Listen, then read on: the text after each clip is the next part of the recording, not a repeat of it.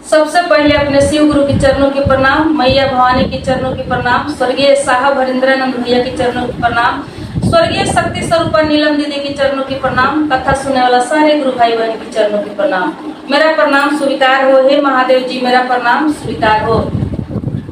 आए गुरु भाई बहन, आज हमने के एगो सामाजिक लोक कथा सती कौआ हकनी के कहानी सुनला। देखिए गुरु भाई बहन, कहानी बहुत ही मार्मिक बा। ये कहानी के एकदम ध्यान से सुने के बा, काहे कि ये कहानी प्राचीन समय के हो, एकदम सत्य घटना हो। यानी हमनी के पुराना हमनी के संस्कृति के जागृत करे के बा। एक कथा के सुन के ताई ये मार्मिक लोक कथा के सुनला सती कौआ हकनी के। आई कथा के शुरू कइला। देखिए गुरु भाई बहन, प्राचीन समय की कहानी हो। एगो नगर में एगो राजा रहले। वो राजा के स्वभाव विचार सब कुछ बहुत बढ़िया रहे, धार्मिक रहले राजा। लेकिन संजोग ऐसा रहे कि उनका संतान न रहे। दीदी संतान ना होके के वजह से देखिए वो पहिलका के बाद दूसरा शादी कैले, ओकरा बाद तीसरा शादी कैले, ऐसा ही करके 6 गो शादी कैले। लेकिन 6 के देश से कोई से संतान उनका ना भइल।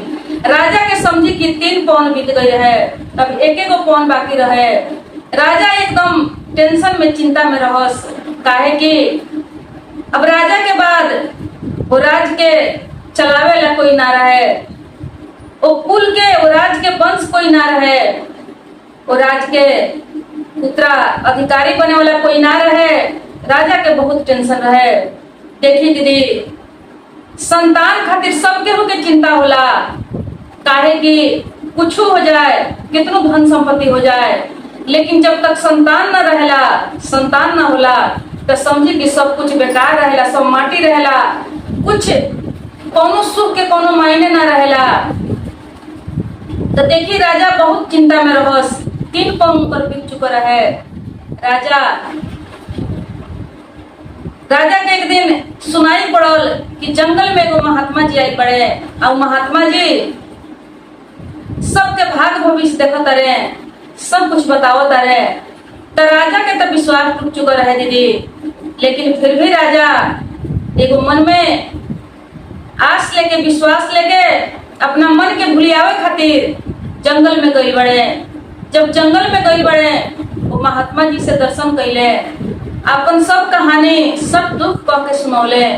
महात्मा जी जब उनका भाग भविष्य देखनी तो कहनी कि हे राजा, तोहरा संतान लिखल बा, संतान तोहरा होई, लेकिन 7वां रानी के देश से होई। 7वां रानी के देश से तोहरा संतान लिखल बा। तो राजा साहब कहले कि हे महात्मा जी, देखिए हम 6 गो शादी कर चुकल बानी, अभी 7वां रानी कहाँ से आई है? जो हम 7वां रानी कहाँ से आई है जो उनका देश से संतान हुई? महात्मा जी कहनी कि देखो, तोहरा एगो अनाथ दुखिया लड़की से शादी करे के पड़ी, कोनो राजा महाराजा के घर से ना, एगो दुखिया एगो अनाथ लड़की से तू जब शादी करब तो वही लड़की के देश से तोहरा संतान हुई। तो राजा साहब कहनी कि हे महात्मा जी, ये अनाथ दुखिया लड़की हमरा कहाँ मिली? अनाथ लड़की के पहचान कैसे हम करें? महात्मा जी कहनी कि देखो, तू जब यहाँ से वापस जाइब तो वही वन में एगो अनाथ लड़की तोहरा रोज मिली, और वही लड़की से तू जब शादी कर लेब तो तोहरा संतान हो जाई, तोहरा राज के समझा कि वंश हो जाई, धरोहर हो जाई, सब कुछ तोहरा मिल जाई। अब राजा वहां से लौटल बड़े। राजा वहां से जब लौटल बड़े तो देखी दीदी, कुछ देर अइला के बाद सही में उनका एगो पेड़ के नीचे एगो लड़की रोवत मिलल। जब राजा देखले तो समझ गए कि हो सकता महात्मा जी के बात पूरा हो गई। अब राजा जाके वो लड़की से पूछले, कहले कि देखो तू के हो, का हो, काहे रो तरु बीच जंगल में, तहरा कौन दुख बा? तो वो लड़की कहलस कि हे राजा साहेब, राजा के रजवाड़ी पोशाक से चिन्ह गई, कहल कि हे राजा साहेब देखी, हम एगो अनाथ दुखिया लाचार बानी, हमें कोई हमरा सहारा नहीं है, वही से हमें जंगल में रोतानी, हम दुख के मारल बानी।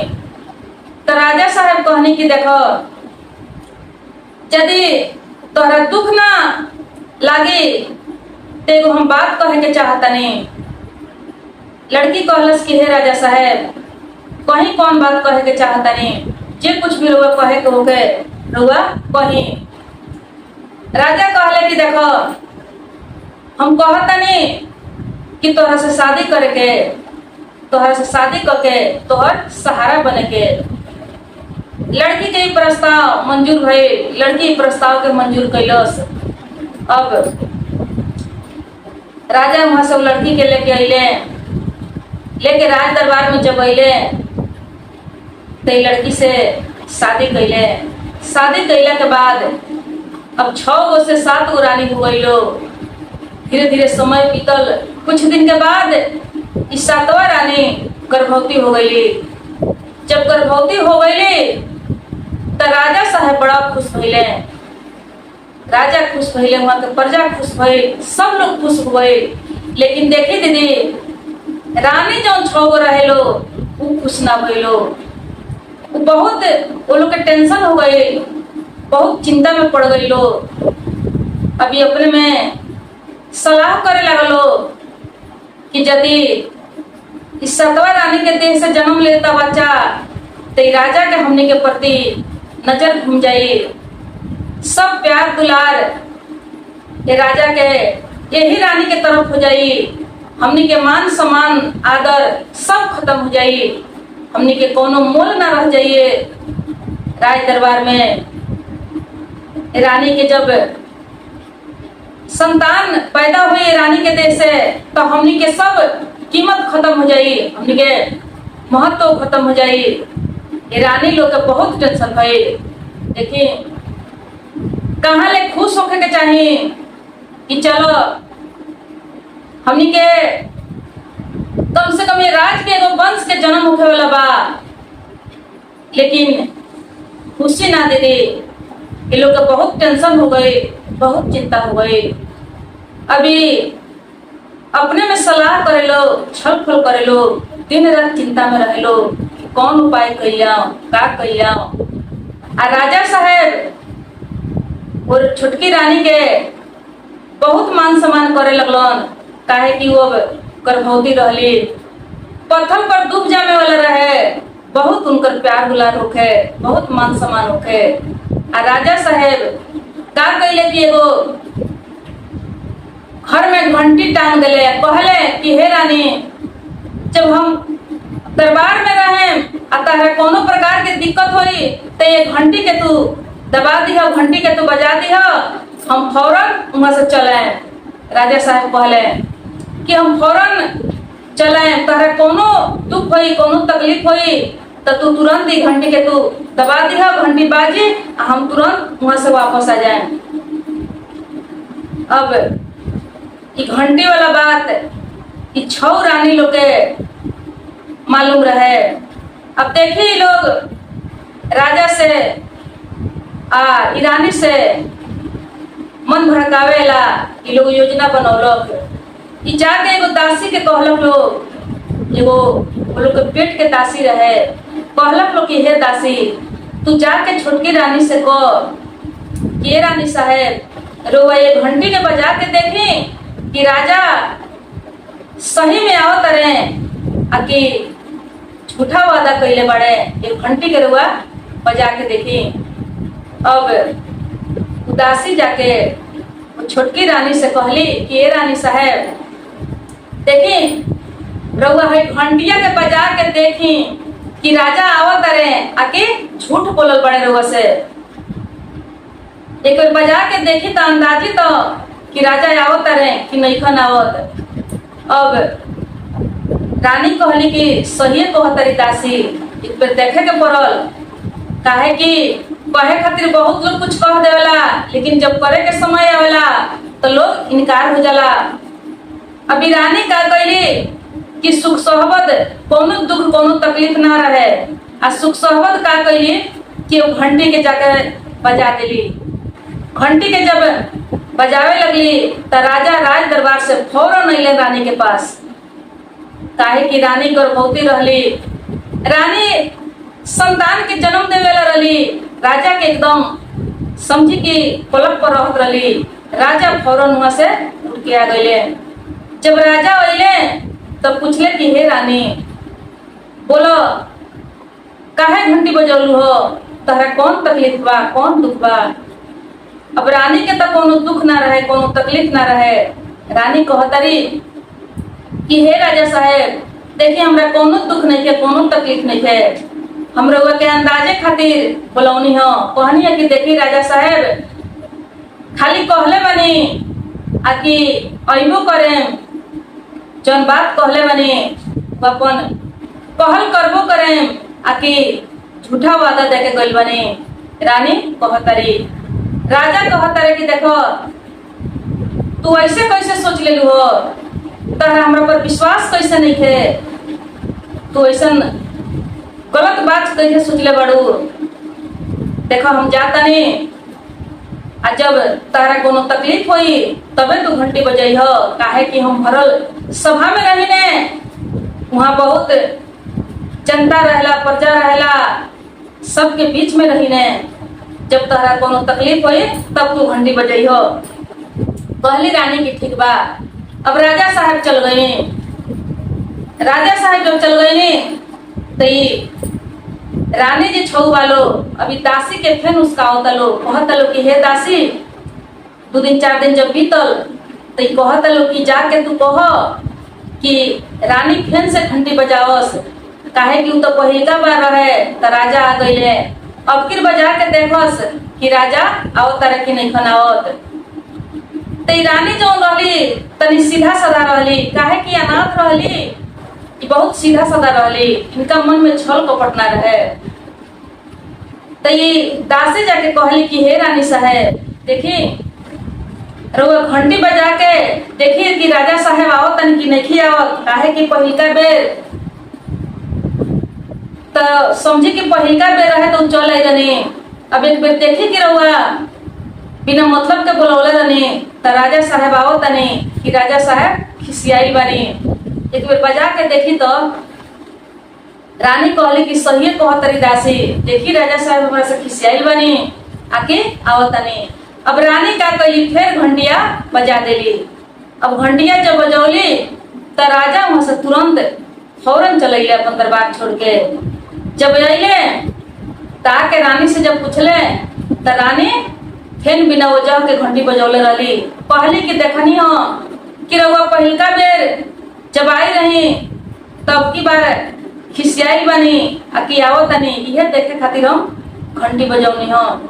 अब राजा साहब कहनी कि देखा रानी तू हमरा के बिना मतलब के परेशान मत करो, काहे कि हम भरल समाज में रहीने दरबार में रहीने, तू ऐसे हमरा के तंग मत करो।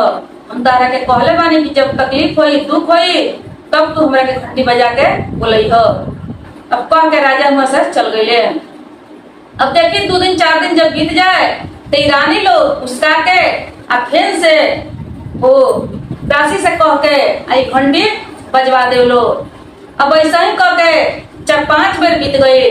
जब राजा आवस तो रानी कह देस कि बिना वजह के बजौले बनी रउआ के देखे खातिर रउआ के समझे खातिर कि रउआ आए कि ना आए। अब राजा के बहुत क्रोध हो गई। राजा के क्रोध हो गई। जब 5-6 बार ऐसा हो गए तो राजा एक बार नाराज हो गए, खिसिया गए। कहले कि देखा रानी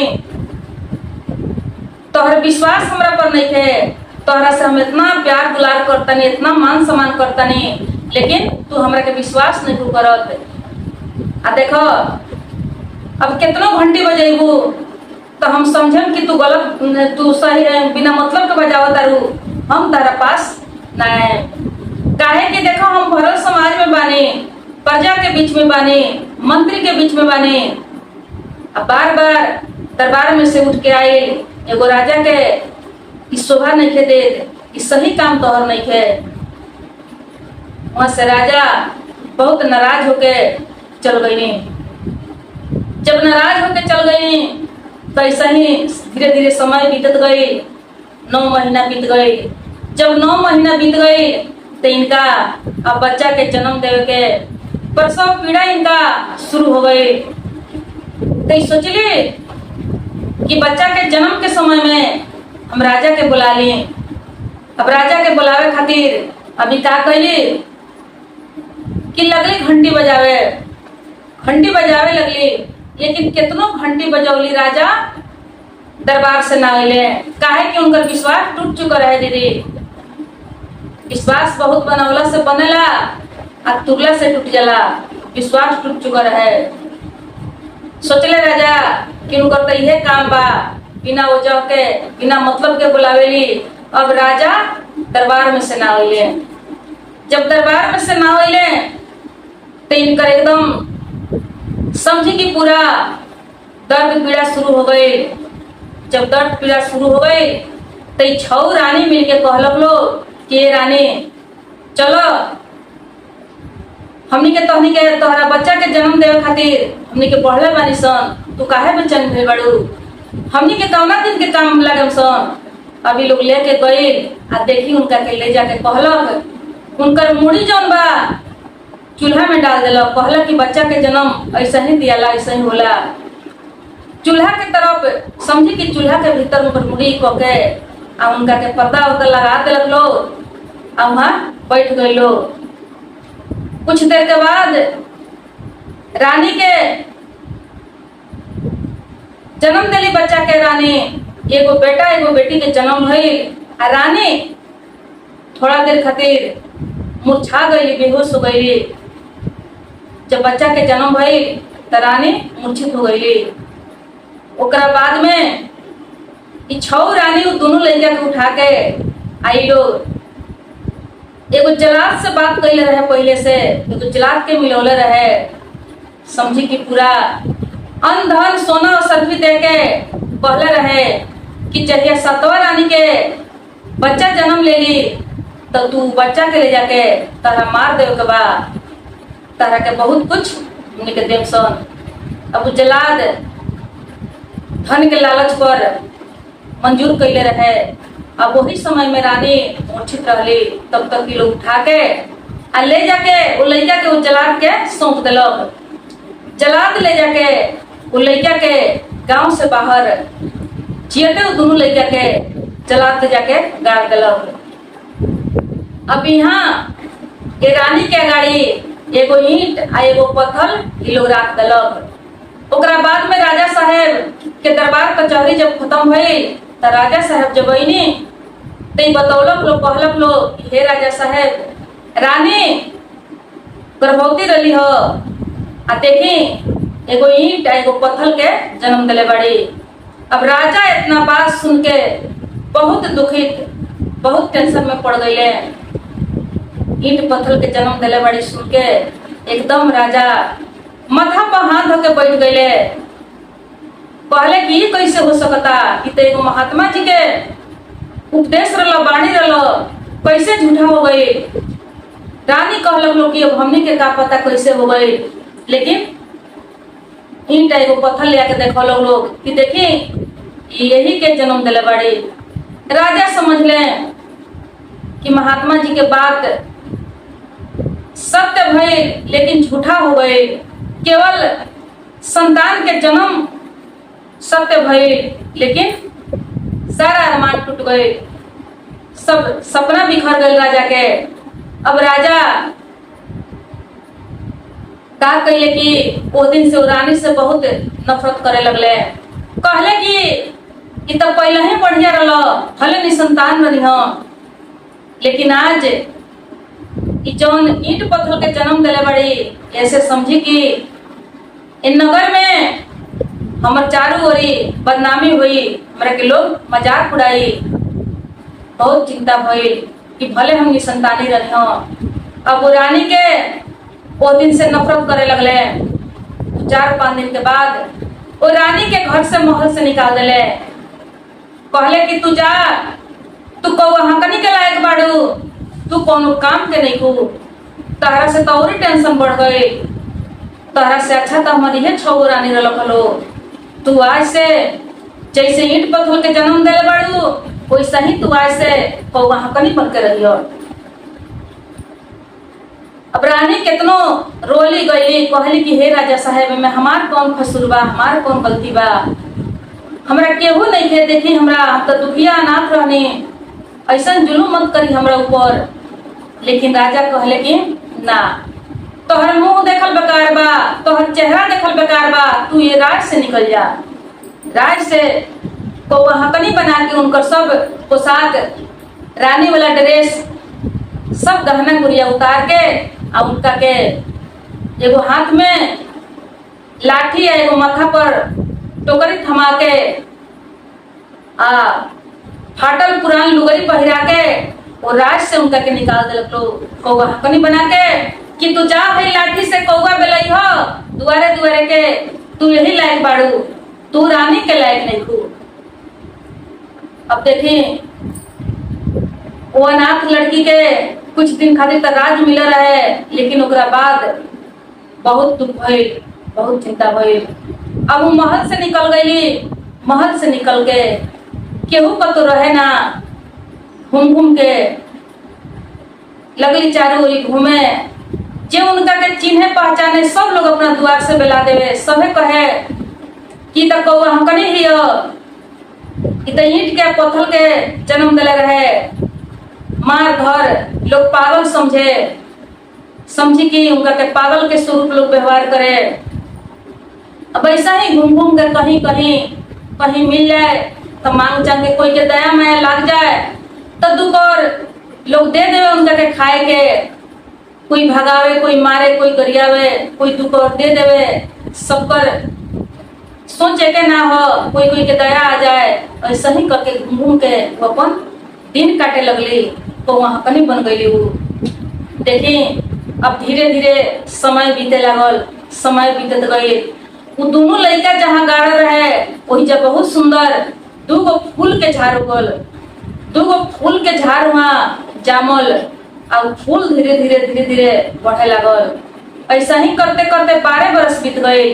जब 12 बरस बीत गए तो दोनों फूल के झाड़ एकदम समझी कि बड़का बड़का हो गई, बहुत झंखाड़ कचनार, आ दोनों फूल फुलाए लगल। लड़कियां जौन रहे वो चमेली के फूल हो गए, लड़का जौन रहे वो मूला के फूल हो गए। अब दोनों फूल फुलाए लगल, लेकिन वो फूल कोई तुरे ना सके, कोई के मिले ना सके। एक दिन के बाद कि एगो कौआ वो फूल में से तुर लेलो। कौआ एगो फूल ले के अपना चोंच से आ ले के राजा के आंगन में गिरा दिलक। राजा के आंगन में जब फूल गिर गए तो समझे कि राज दरबार पूरा सुगंधित हो गए।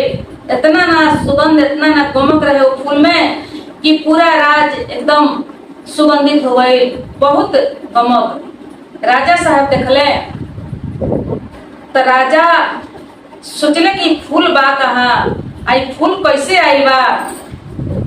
एगो फूल तो इतना अमोद कैल, पूरा राज दरबार के गमक बढ़ा दिले बा। खुशबू से इतना सुगंध, इतना बढ़िया ओकर सुगंध रहे।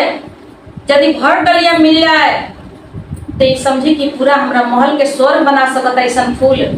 अब राजा कहले कि फूल कहाँ बा, यदि केहू खोज के फूल ले आई, भर डलिया फूल हमरा चाहिए। भर डलिया फूल जब चलाई मिल जाए तो हम ओकरा के आधा राज आधा पाट दे देम या मुंह मंगा इनाम देम। अब देखें ये आधा राज आधा पाट के लालच में सब लोग फूल खोजे लागल, लेकिन फूल के झाड़ मिल गए। फूल के झाड़ मिल गए लेकिन केहू तुरे के चाहे कोई से फूल टूटे ना, सब लोग हार चुकल। तो राज के जितना लोग रहे, जितना प्रजा रहे, मंत्री लगाए के एक से एक पंडित विद्वान सभे हार गए, लेकिन कोई से फूल हाथ ना लगल, एको वो फूल ना टूटल कोई से। अभी बात वो कौवा हकनी के कान में भी पड़ल रहे। कौवा हकनी के पागल बनावल गई रहे, कौवा हकनी बनावल गई रहे, लेकिन वो कोनो पागल ना रही, सब समझ रहे उनका। तो फूल तोड़े खातिर ना दीदी देखी देखे खातिर गईली सोचली वही नगर में तो रहत रही, कहीं कहीं घूम घूम के कहली कि तनी हमहू चली देखी कि कैसन फूल बा जे कोई से टूटत नहीं है। सब लोग हार गए, सब लोग भाग गए, तनी हम चल के देखी जे फूल कैसन बा। अब गई बड़ी फूल देखे, जब फूल के झाड़ देखे गई बड़ी, देखी जब फूल के नजदीक पहुंचल बड़ी तो दोनों लड़के अपना माई के पहचान गई बा। जब अपना माई के पहचान गई बा तो लड़किया कहतिया कि भैया देखो हमनी के माई आवतिया। तो लड़को कहलस कि हाँ बहन हमनी के माई आवतिया, देखो हमनी के माई के कौन नतीजा भइल बा। एगो रानी होके आ कैसे हमनी के माई के को हकनी बनौले वालो, कमना दशा में कमना दुर्गति में माई बिया।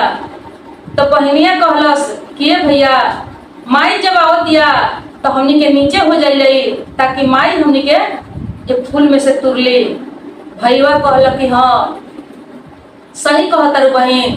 अब जैसे उ हकनी फूल के गाछ तरैली, दोनों फूल लटक के एकदम नीचे आके सोहर गई। समझी कि उनका आगू में उनका हाथ के सामने अब कौआ हकनी कहली कि कहे लो कि फूल ना टूटेला। एक बेर तनी हमू अजमा के छू के देखा तनी, जैसे फूल छुआ तरी दीदी तैसे फूल उनका हाथ में आवे लगल। जब फूल हाथ में आवे लगल तो साफ एकदम अचम्मो हो गई। कहली कि कहत सारा नगर की फूल टूटते नहीं थे, कि फूल हाथ में आवते नहीं थे, आई फूल तो छुते मतलब हाथ में आ गई। अब फूल तुर के अपना आंचल में धरे लगली। आंचल में फूल तुरत गईली, अब हर आंचल फूल तुर के आ ध लेली। आ ध के सोचली कि राज दरबार में चली, राजा साहब के फूल के जरूरी बा, कि फूल लेके हम चलो तनी राज दरबार में। आखिर तो राज से बुलावल बानी, लेकिन आज हम फूल के बहाना से चलो तनी। अब देखी दीदी फूल लेके डराते डराते कौआ हकनी गई बड़ी। जब गई बड़ी दरबार में तो सब लोग उनका के मारे लगल, भगावे लगल। लेकिन कहली कौआ हकनी कि हम यहाँ से चल जाए, हम रहे खातिर नहीं आई। लेकिन राजा साहब जो फूल के मांग कैले रही उहे फूल लेके हम आई बनी। आहे फूल हम दे दें आ यहाँ से हम चल जाए। अब सब लोग छकित हो गए कि दादा इतना लोग से फूले ना टूटल, आ इनका से कोई सब फूल टूट गई बा। कि कौआ हकनी से एक पंडित ऋषि विद्वान लोग वहां पहुंचल, कोई से फूले ना टूटल। लेकिन कितनों कहसी विश्वास ना करे लोग, वहां से भगावे लगे लोग। अभी अपन आंचल ऐसे कह के फैला के दिखाओ तरी कि हम सही कहतनी, हम हकीकत कहतनी, हम फूल लेके आई बनी। अब फूल जब सारा लोग देखता तो छकित हो गए। राजा के कान में बात पड़ल, राजा वहां से अले। राजा देखता रहे तो पूरा भर आंचल भर डलिया कौआ हकनी के आंचल में उहे फूल रहे। राजा बड़ा खुश भइले, बड़ा प्रसन्न भइले। लेकिन राजा कहले कि जरूर कोनो ना कोनो वो जहवा फूल के झाड़ में काहे कि इतना लोग गइल ह, कोई से फूल ना टूटल है, एको वो फूल हाथ ना लगल हो। कि कौआ हकनी से कुलक्षणी से कि फूल कैसे मिलल बा, कैसे एकरा से टूटल बा। अब राजा वो कौआ हकनी के फिर से ले गए वहां आ ले जाके कहले कि तुर के फूल दिखाओ। अब फिर वहां जब सब लोग हाथ लफावे तो सब लोग हाथ लफावे लगल, लेकिन फूल सब ऊपर चल गए, कोई से फूल ना मिलल। आज जब कौआ हकनी हाथ लफाओ तरी तो फिर फूल के झाड़ वहां के उनका हाथ में दोनों लटक गई। अब तो देख के बहुत चकित हो गई लोग। तो राजा कहले कि जरूर कोनो ना कोनो कारण बा। अब राजा कुछ आदमी के बुलवा के और फूल के झाड़ कहले कि कोड़ के निकाले के, खूब सुंदर आसानी से फूल के झाड़ में कोनो खरोच ना लगे, फूल के झाड़ कोड़ के निकाले के। फूल के झाड़ जब कोड़ाए तो देखी बहुत सुंदर सुंदर दो गो लड़का, पूरा सियान 12 बरस के, एगो लड़का और एगो लड़की, दो गो निकलल। अब दोनों जने के राजा देख के चकित हो गए। कहले कि तोहनी लोग क्या हुआ, तोहनी लोग क्या हुआ, जिंदा ये जमीन में पड़ल बड़ा फूल के झाड़ में के रूप में। दोनों लड़का कहला सकी है राजा हमनी के तोहरा भागा वंश हैसन, तोहर बेटा बेटी हैसन, आई हमनी के माई है इहे हमनी के जन्म देले रही आ हमनी के 6 माई मिलके ले के हमनी के गड़वा देलक लो आ हमरा माई के ईंट पत्थर कहलक लोग की जन्म देले बड़ी जमुना के दुर्गति आज कौआ अपनी बनल बड़ी हमनी के संतान हैसन। अब राजा बहुत चकित भइले, बहुत घबराए लगले देख के। अब प्रमाण मिलिए चुका रहे, हमें कोनो शंका के बात ना रहे कि सही बात बा कि गलत बात बा। काहे कि वो फूल जौन कोई से ना टूटे आई को वहां से टूटे, वो करी सीधा सीधा प्रमाण रहे। अब राजा वो लोग के ले गए, दोनों लड़का के ले जाके को वहां के ले गए। तीनों जने गए लोग दरबार में, तीनों जने के बड़ा सुंदर नहवा धोवा के सब पोशाक पहरावल गई, मान सम्मान लोग के होखे लागल। ओकरा बाद राजा तरहरा पड़ोले कहले कि 6 रानी के जैसे हमरा वंश के लोग जिंदे गोड़ले रहो वैसे ही रानी लोग के हम जिंदे तरहरा में ले जाके गाड़ दे हैं। अब तरहरा उड़ा गई, लेकिन छोटकी रानी जौन रहली राजा के हाथ पकड़ लेली, कहली कि हे राजा साहब देखी एक तो लोग गलती कैले रहे, दूसर का गलती रोवा मत करी, माफ कर दिए लोग के गलती के। राजा कहले कि कैसे माफ कर दी, कैसे तू कहतर माफ करे के, ये लोग इतना बड़ दुख तहरा के दिलक, हमरा के इतना बड़का टेंशन दिलक, जौना संतान खातिर जौना वंश खातिर हम जो ना करे के तौन कहनी, लेकिन फिर भी लोग यहाँ तक ले जाकर पहुंचा दिलक, हम ये लोग माफ ना करें। लेकिन रानी कहली कि ना ही राजा साहब देखिए माफ कर दी, काहे कि ये लोग सौतीन हो, सौतीन के वंश बर्दाश्त ना होला। ये लोग के जगह पर कोई रही तो ये काम करी, रउआ ये लोग माफ कर दी। अब दोनों लड़का जो रहे बेटा बेटी वो राजा से कहे लगलो हे पिताजी रउआ माफ कर दी, बड़की माई लोग के हमनी के कहत नहीं सकी माफ कर दी। अब दोनों माई बेटा अब बेटी मिलके 6 रानी के समझी के उबार करो लग लो, ये लोग के माफ करो लग लो, ये लोग के मौत से बचो लग लो, ये इतना दुर्गति कैले रहे लोग। तब ये छोटकी रानी जो रहली सती रहली, सत के चलते उनका दोनों लड़का जिंदा रहे। जब उनका में सत ना रही तो दोनों लड़का वही में दम तोड़ दे रही, तो माटी में मर गई रही, लेकिन रानी सती रहली। देखिए गुरु भाई बहन, सत से सब कुछ हो सकता, सत से बहुत कुछ हो सकता, सत से बहुत कुछ हो सकता। तो उनका में सत्य रहे, उस सत्य से उनका दोनों बच्चा फूल के झाड़ बन गई रहे, जिंदा रहे। तो चली कौआ हकनी के कहानी समाप्त भइल। आई एगो सती कौआ हकनी के कहानी हो, ये कहानी सुनला से समझी कि घर में सुख समृद्धि होला। बहुत बढ़िया कहानी बा, एगो सती के एगो भक्त के कथा कहानी सुने के चाही। ताई की कथा समाप्त भई। हर हर महादेव। देखी कभी कभी हमने के ज्यादा लोभ जीव के काल हो जाला, हमनी पर भारी पड़ जाला। जब मन भर के जरूरत भर के कुछ मिल जाए, जरूरी पूरा हो जाए, तो मन के ज्यादा ना बहकावे के चाही, ज्यादा लोभ के ज्यादा लालच के चिंता में ना पड़े के चाही। ताई एगो पंडित जी से आ एगो सांप से जुड़ल बहुत ही अद्भुत कथा बा। ये कथा से आई सुनल जाओ कि हमने के जब ये मन बहक जाला, ये मन जब ज्यादा बढ़ जाला तो हमने के कितना नुकसान होला, कितना हमने के परेशानी होला। आई ये कथा के माध्यम से सुनल जाओ। ताई दीदी कथा के शुरू कर जाओ। देखिए एगो गांव में एगो पंडित जी रहले, पंडिताइन रहली, और उनका एगो बेटा रहले। परिवार में 3 आदमी रहे।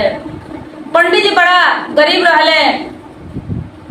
पंडित जी के काम रहे कहीं से मांग चांग के ले आवे के, केहू के घर में पूजा पाठ मिलन तो पूजा पाठ करावे के, लेकिन पूजा पाठ ज्यादा ना मिले, कहीं मंगला चंगला से भी ज्यादा ना मिले, जरूरी भर के मिल जाए, काम चले, लेकिन मन भर जौन खाए के पहने ओढ़े के चाही उ सब चीज पूरा ना होके।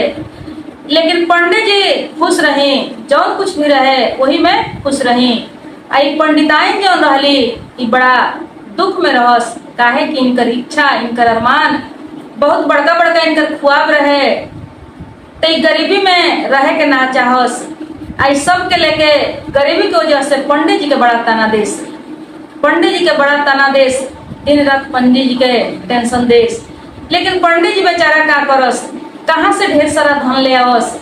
अब उनका जौन मिलो उहे तो उनका बस के बात रहे। पंडिताइन दिन रात उनका के टेंशन देश, कहस की रउआ कहीं से जाके ढेर सारा धन ले आई, ऐसे काम चले वाला नहीं थे, ऐसे हमनी की गरीबी दूर ना हुई। पंडित जी कहीं कि कहाँ से हम ले आई, चलो गरीबी दूर ना हुई, लेकिन हमनी के खाए के तो कम से कम मिलत बा, यही में संतोष करो, भगवान के नाम लो। लेकिन पंडिताइन माने वाला ना रही, पंडित जी के बड़ा टेंशन देश, कहस की रुआ कहीं बाहर निकली, कहीं रुआ दोसर गांव में जाई, दूर दूर जाके रुआ कथा कहानी कह के सुना के आ ढेर सारा रुपया पैसा दाल चाउर लेके आई। पंडित जी कहीं कि हम कौना गांव में जाई, दोसर कहाँ जाई, हम अपने गांव घर में पूजा पाठ करावत रही। लेकिन पंडिताइन के खुबासना से, चिंता से पंडित जी एक दिन अपन पोथी पत्र लेके बड़ा दुखित होके घर से निकल गईनी। घर से निकल के गईनी, चलत चलत गईनी, एगो नदी के घाट रहे, वो नदी के घाट में हाथ गोड़ धोनी, थोड़ा पानी उनी पियनी, और जब बहुत सुंदर एगो पेड़ रहे, पीपल के एगो पेड़ रहे, वही पेड़ तर बैठ गईनी, थोड़ा देर आराम कैनी, बड़ा सुकून मिलल, बड़ा अच्छा लागल। आ वहां से उठ के दूसरा गांव में जाए लगनी। दूसरा गांव में जब गईनी, कितनो कोशिश करनी, कितनो प्रयास करनी, लेकिन कहीं केहू पंडित जी के कथा ना सुनल, आ ना कहीं पंडित जी के केहू एको अछत भिक्षा दिलक, कुछ ना दिलक। पंडित जी निराश होके वहां से फिर चल देनी, कहनी कि अब कहाँ जाए, आज तो घरे जाए, तो आज तो और पंडिताइन हमरा के बहुत ज्यादा सतहन, परेशान करिहन। अब वहां से वो जवना पीपर के पेड़ तर पंडित जी बैठे रहने, वही पीपर के पेड़ तर फिर से पंडित जी चल गईनी। अब वहां जाके आ कहनी, अपन पोथी पत्रा निकलनी, आ कहनी कि चलो हम यही पीपर के पेड़ के कथा सुना देता ने। अपन पोथी पत्रा निकलनी, आ वो पीपर के पेड़ के कथा सुनावे लगनी। जब कथा सुनावे लगनी तो वही पीपर के पेड़ के नीचा जड़ में एगो सांप रहे। वो सांप समझी कि कोनो अली गली सांप ना रहे, चमत्कारी सांप रहे, वो मणि वाला सांप रहे। वो सांप जब कथा सुनलक तो बड़ा सुंदर कथा लागल, बहुत अच्छा ओकरा अनुभव भइल। अब वो कथा समाप्त जब भइल तो वो नीचा अपना बियल में से निकलल, आ निकल के पंडित जी के एगो समझी कि सोना के सिक्का दिलक, कहलक कि हे ब्राह्मण देवता, राउर कथा बड़ा अच्छा लागता, आ देखी रउआ हमरा के रोज आके कथा सुनाए, आ रोज हम रउआ के एगो सिक्का देम। काहे कि उस सांप जौन रहे, उस सांप के एगो श्राप रहे, सांप के श्राप रहे, श्राप की वजह से उस सांप बनल रहे। उनकर मुक्ति वही से रहे कि जहिया कथा सत्संग सुनी है तहिए उनका मुक्ति मिली। तो देखी जब पंडित जी आके कथा कहे लगलन तो समझ गए सांप कि अब हमरा मुक्ति मिले वाला बा, अब हमरा मुक्ति मिल गई। तो वही से वो आके पंडित जी से कहले कि हे पंडित जी, देखी रउआ हमरा के रोज आके कथा सुनाए, हम रउआ के रोज एगो सिक्का देम। कथा से उनका बड़ा दिल में सुकून मिले, बड़ा बढ़िया मन में अनुभव होके कथा से बहुत उनका दिल में अच्छा लगे। अब पंडित जी भी बड़ा खुश भइनी। पंडित जी बड़ा खुश होके अपना घरे गईनी। आ घरे जाके अपना पंडिताइन के कुछ सोना के सिक्का देने। सोना के सिक्का जब देनी तो उनका पंडिताइन के बहुत खुशी भई, बड़ा खुशी लागल। सिक्का लेके अब लगली ओकरा के भजा के अपना इच्छा के हिसाब से अपन कमी कमजोरी पूरा करे लगली। अब पंडित जी रोज जाए और पीपल के गाछ तर बैठ के कथा सुनाए, सांप बहर के कथा सुनस। कथा जब समाप्त हो गए तो एगो सिक्का रोज पंडित जी के उद्देश्य। ऐसा ही करते करते बहुत दिन बीत गई। अब देखी पंडित जी एकदम समझी कि धनवान हो गई।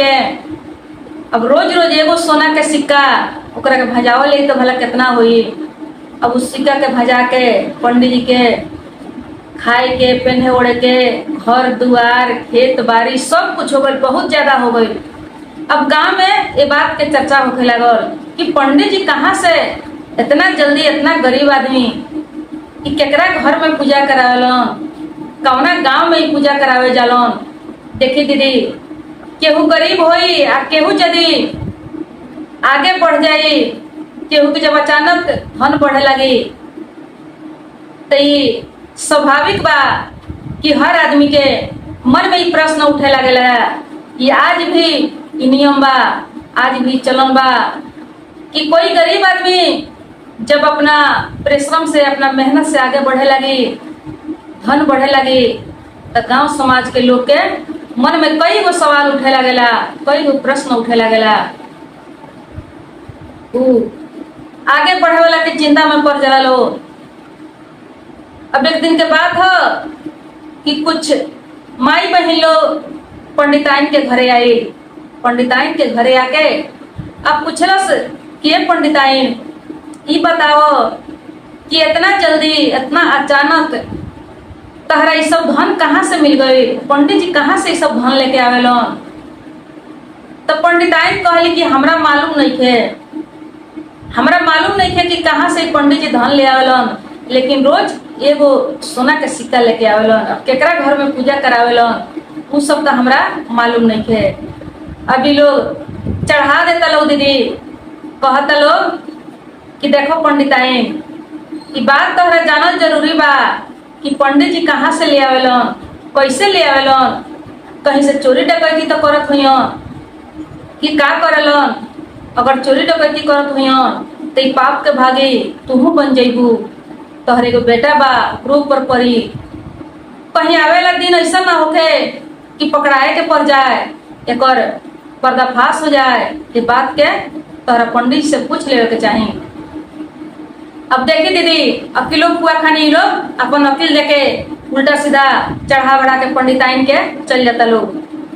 अब वो दिन पंडित जी जब पूजा करा के रही तब पंडिताइन लगली जिद करे, कहली कि पंडित जी ये बताई रउआ रोज रोज सोना के सिक्का कहाँ से लेके आई ने? तब पंडित जी कहनी, वो नाग मना कैले रहले, कहले कि देखो ये बात तहरा कोई के बतावे के नहीं है कि हम एगो सांप के कथा सुनाई ने और उस सांप के द्वारा इस सोना के सिक्का हम लेके आई ने। तो वही से पंडित जी कहियो बतौले ना रहनी। आज जब ये पूछे लगली पंडिताइन तो पंडित जी कहनी कि देखो ये सब से तहरा कोनो मतलब नहीं है, तहरा खैला से, पहला ओढ़ला से, सुख सुविधा से मतलब बा। काहे कि तू जब गरीब रहलू हो तो तोरा यह सब चीज के जरूरी रहलो, आ ये सब तोरा जब मिल गई बा तो हम कहाँ से ले आईने, का करीने, कर तू लेखा जोखा हमरा से मतलब। लेकिन पंडिताइन लगली जिद करे, कहली कि ना, जब तक रउआ बताएम ना तब तक समझी कि कल्याण नहीं है। आज रउआ कैसहू के बतावे के पड़ी। अब पंडित जी कहले कि तो बड़ा जिद करता रही, लेकिन पंडित जी उनका के ना बतौले। जब ना बतौले तब पंडित जी जब पोथी पत्र लेके गईले तो पीछे पीछे गईली। अब पीछे पीछे जाके सब देख लेली। आ देख के जब चल अली तब बिहान भैया ये अपना बेटा से कहता रही, सोचली कि रोज रोज एगो सिक्का ले आवला से ठीक बा, जो सांप के जब मार दिया तब मरला के बाद में ओकर जो घर बा बियल बा ओमे से कोड़ के पूरा सिक्का लेके आ सकल जाता, या सांप के पेट में होखे या वो बियल में होखे। अब देखी अपना बेटा के सिखाओ तरी। बिहान भैया का कैली कि पंडित जी के कुछ नशा के सामान खिया दिली कि जौना वजह से पंडित जी कुछ देर बेहोश हो जास। अब पंडित जी बेहोश हो गईले, आई कहली अपना बेटा के कि ये बेटा पोथी पत्रा दे दिली, अब बता दिली, कह दिली कि तू चल जा वही पीपर के पेड़ पर, तू जाके वहाँ कथा सुनई हो। आ एगो समझी कि बहुत तेज सुरीला एगो चाकू, बड़का चाकू दे दिली, कहली कि उस सांप के तू कथा सुनौला के बाद मार दी हो। आ मरला के बाद में कुछ देर के बाद हम आए, हमने के वहाँ से सब धन जितना बा सब हमने के लेके चलावल जाई। कि रोज रोज के एगो से अच्छा बा कि एक दिन सब हमने के लेके आवल जाई। अब पंडित जी के बेटा पोथी पत्र लेके, पंडित जी यहाँ बेहोश पड़ल बड़े, अब पंडित जी के बेटा वो पोथी पत्र लेके चल दिले। जब चल गईले तो जाके वो कथा सुनावे लगले। कथा सुनावे लगले तो सांप निकलले, तो देखले कि पंडित जी ना हुए। पूछले कि तू के हुआ, तो कहले कि पंडित जी के तबीयत खराब बा, हमरा के पिताजी आज बैठौले बानी कथा सुनावे के। कहले सांप की ठीक बा। अब कथा जब सुनावे लगले, कथा जब समाप्त भइल तो देखे दीदी का कैले, जब उस सिक्का देवे के टिकौले तो का कैले, चाकू उठा के उनकर पोंछ काट दिले। चाकू जब चलोले तो सांप के पोंछ पर जाके लग गई। तब तक सांप छौक के इनका के काट ले लो। जब सांप काट ले लो तो वही जा कोई देखे पूछे वाला ना रहे, गिर के मर गईले। जब मर गईले तो यहाँ पंडित जी के जब बेहोशी खत्म भइल, नशा टूटल, तो पंडित जी देखा तनी तो कहा तनी कि बड़ा लेट हो गई बा, तो सांप खिसियात हुई है, आज सांप तो हम कथा सुनावे ना गई, बड़ा देर हो गई। अब का कैले वहां से वो अपन पोथी पत्रा खोजे गईले, लेकिन उनकर पोथी पत्रा नहीं खे मिलत। जब पोथी पत्रा नहीं खे मिलत तो उनका मन में कुछ डाउट भइल, कुछ गड़बड़ लागल, शंका भइल। अब वो बिना पोथी पत्रा के कहले कि चलो तनी ऐसे ही अपना जुबान से कथा सुनाएम सांप के, कहें कि पोथी पत्रा आज नहीं खे मिलल। जब अले दीदी तो देखी वो पीपर के गाछ तर उनकर बेटा मरल पड़ल बा, वहाँ सांप के पोंछ कटल बा, पूरा खून के धार बह रहल बा। सब देख के पंडित जी बड़ा चकित भइले, नाग देवता से पूछले कि हे नाग देवता, ये सब कैसे भइल बा, रउआ हमारा बेटा के काहे कटले बानी। तो कहले कि देखो हम तहरा बेटा के काहे काटे, लेकिन जब ही हमरा ऊपर चाकू चलोले हन, हमरा के जब ही काटे के कोशिश कैले हन, तब जाके इनका के हम कटले बने। है हमर पोंछ देखो, है खून के धारा देखो।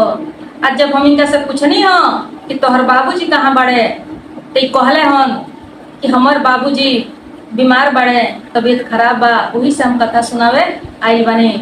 तो हम इनकर बहुत पसंद से कथा सुनत रहनी हो। आज जब हम इनका के सोना के सिक्का निकाले के देवे के टिकौनी हो, तब तक ही हमरा पर चाकू चला दिलहन। तो जब चाकू चला दिलहन तब हम इनका के काट लेनी हो। एमे हमार कौन दोष बा, हमार कौन गलती बा। अब पंडित जी बहुत दुखित भइले, बड़ा निराश भइले। सांप से कितनो अर्जी कैले, कितनो निहोरा कैले कि हे नाग देवता कृपा करी हमरा ऊपर। कहले कि एमे हमार कोनो गुण चले वाला नहीं थे, हमार कोनो बस चले वाला नहीं थे। मृत शरीर के हम कुछ नहीं कर सकत, जैसन कर्म कैले बड़ा वैसन फल मिलल बा, इमे हमार कोनो गलती तो नहीं थे। हम तो कितना पसंद से रउआ के धन देत रहनी हो, रोज रउआ के धनवान बना देनी, रउआ फायदा रलो, हमरो फायदा रलो। हमर तो उधार होके से पहले ही देखी जे हमरो के कैसे आधा अधूरा बना दिलहन काट के, कि हमर पूछल कि जब पूछबा कट गई, हमार कल्याण कैसे हुई, हमार उधार कैसे हुई। अब देखी वो अपना मरल बेटा के पंडित जी लेके अपना घरे अइले। जब घरे अइले तो लिया के समझी के आंगन में रखत रहे। पंडिताइन देखली। जब पंडिताइन देखली तो पंडित जी से पूछे लगली कि ई सब कैसे भइल ह, ई काहे भइल हमरा बेटा के साथ ऐसन। तो पंडित जी कहले कि देखो अब सांप जे बा श्राप देले, कहले कि देखो हम जितना धन देले रहनी ह, जितना सब कुछ तोहरा भइल रह उ सब ऐसे गायब हो जाई, फिर तू पहले के जैसन कंगाल हो जाइब। तो पंडित जी कहले कि देखो ई सब तोहरा करने के फल हो, तोहरा ई लालच के फल हो। कितना पसंद से हम रोज एगो सिक्का ले आवत रहनी हो, घर दुआर सब कुछ हो गई लो, सब सुख सुविधा हो गई लो, लेकिन फिर भी तोहरा मन के ई लालच ई लोभ ना गई लो। जब तू सब कुछ जान गईलू कि हम कहाँ से सिक्का लेके आवत नहीं, जब सब पता लगाइए ले लू तो तोहरा कितना धन चाहिए। जब रोज मिलिए जात रहो, सब कुछ मन भर होइए गए रहो, फिर भी तू अपना बेटा के बैठा के और सांप के तू हत्या करा देलू। तो जब तू केहू के हत्या करबू तो तोहार हत्या कैसे ना होई। ये सब तोहरा करने के फल हो, तोहरा लोभ के तोहरा लालच के फल हो। अब देखी पंडिताइन रोतारी, बेटा के देख के चिल्लातारी। तब तक सब महल अटारी जौन बन रहे सब गायब हो गई, सब पहले के जैसन मड़ई बन गई। कहनी पंडित जी के देख ले लू तू अपना लोभ के लालच के संतोष ना भइला पर यह सब होखेला। तोहरा मन में संतोष ना रहो, इतना कुछ मिल गईला के बाद फिर भी तोहरा मन में कितना लोभ रहो, कितना लालच रहो, सब गंवा देलू। अन्न धन वंश सब गईला ऐसे तोहरा ये सब लोभ के कारण, लालच के कारण। जब आदमी के मन में संतोष ना होला तो यह हाल हो गला। तो देखी गुरु भाई बहन, जब कमी पूरा हो जाए, जब मन भर सब कुछ हो जाए तो मन के ज्यादा ना बढ़ावे के चाही। काहे कि एगो समय बा कि वो समय में रुआ गरीबी में बने, लेकिन ऊपर वाला की कृपा भइल कैसहू करके भगवान कौनो रास्ता से जब रउआ दुख दूर कईनी, रउआ के धन दे देनी, रउआ के सब कुछ पूरा कर देनी। ते मन के कस में रखी, कंट्रोल में रखी, ज्यादा मन के मत बढ़ाई। काहे कि कहल जाला कि धन के बढ़ल निमन हो, लेकिन मन के बढ़ल निमन ना हो। धन बढ़ जाए तो बढ़िया बा, लेकिन मन जब बढ़ जाला तब बहुत कुछ हो जाला, बहुत गड़बड़ हो जाला। जीवन समझी कि नर्वस हो जाला, सब सत्यानाश हो जाला जीवन में। तब मन के ना बढ़ावे के चाहे। सबसे पहले तो जौन कुछ मिलल बा वही में संतोष करके रही। और जब कुछ मिले लगल, ईश्वर के कृपा हो गई, तब उमें संतोष कर ले के चाही। अब उससे आगे में है बढ़े की कोशिश ना करे के चाही। ईश्वर की कृपा हुई तो धीरे धीरे सब कुछ बढ़ते रही। तो चली देखी लोभ लालच से कैसन परिणाम हो गए के परल पंडिताइन के। धन गई, वंश गई, सब कुछ चल गई। तो कथा समाप्त भई। हर हर महादेव। मेरे झोपड़ी के भाग्य आज खुल जाएंगे, गुरु आएंगे। मेरे झोपड़ी के भाग्य आज खुल जाएंगे, गुरु आएंगे।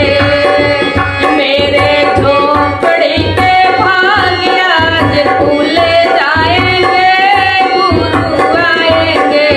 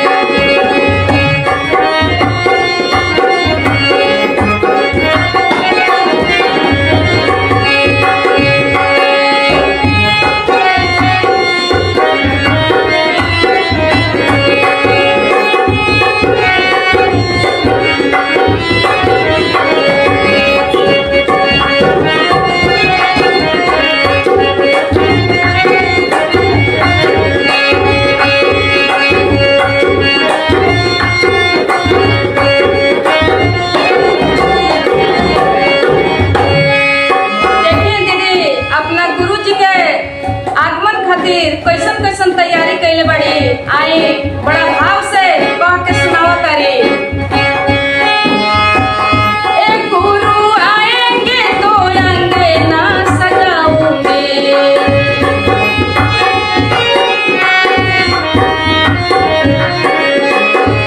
पीछे अंगना में आसनी लगाऊंगे।